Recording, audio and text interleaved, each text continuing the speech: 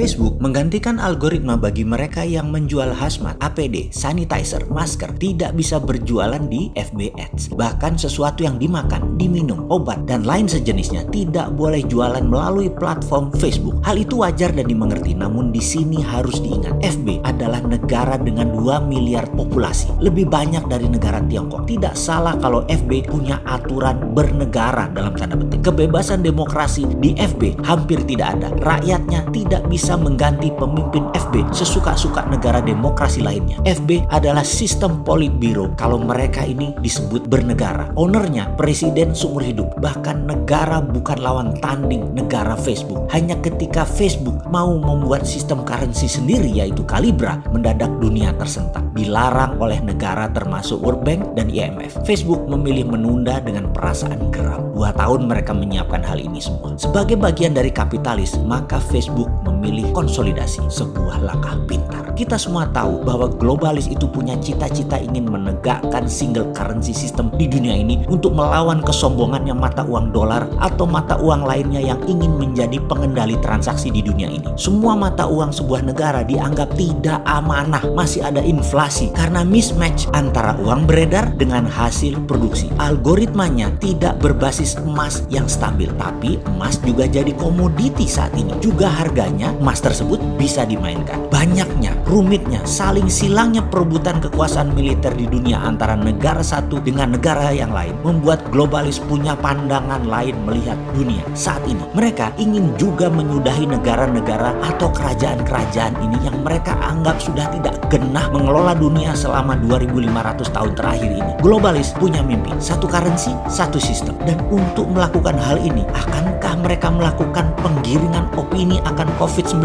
ini? Percayakah bahwa tanpa sosmed, Instagram, Twitter, WhatsApp, Facebook, dan lain sebagainya, pencitraan COVID akan berbeda efeknya pada saat ini? Apakah ini disengaja? Terlepas COVID ini direkayasa atau tidak direkayasa, namun cuitan dan propaganda saling silang di sosmed mempengaruhi 80% pemikiran pengambil keputusan bernegara dan bermasyarakat. COVID mematikan atau tidak, dunia kesehatan menambah 1 bahkan lebih item akan tindakan medis untuk penyakit efek COVID. Slowdown ekonomi dunia ini direkayasakah? Matinya dunia pariwisata, matinya dunia properti, matinya dunia kendaraan bermotor, juga matinya dunia transportasi udara saat ini. Tidak gampang merecovernya. Akan dibukanya PSBB hampir berbarengan di seluruh dunia, tetap membuat kalangan menengah atas enggan bergerak cepat. Kalangan menengah atas sangat aware dan waspada. Mereka kuat masih menunggu sampai akhir tahun pun mereka masih kuat. Sementara menengah atas di Indonesia mungkin hanya populasinya 20%. Namun 80% ekonomi Indonesia mereka yang memainkannya. Mereka masih kuda-kuda. Mereka masih penuh curiga. Setidaknya mereka memilih hati-hati. Tidak ujuk-ujuk, tidak sekonyong-konyong membanjiri mall, memberi Hermes, memberi Chanel, membeli Rolex. Enggak juga. Benar pasar ramai. Benar semua terlihat ramai. Namun daya beli dan transaksi di bawah di kelas C dan D tidak terlalu signifikan. Tidak seketika dibuka PSBB mendadak orang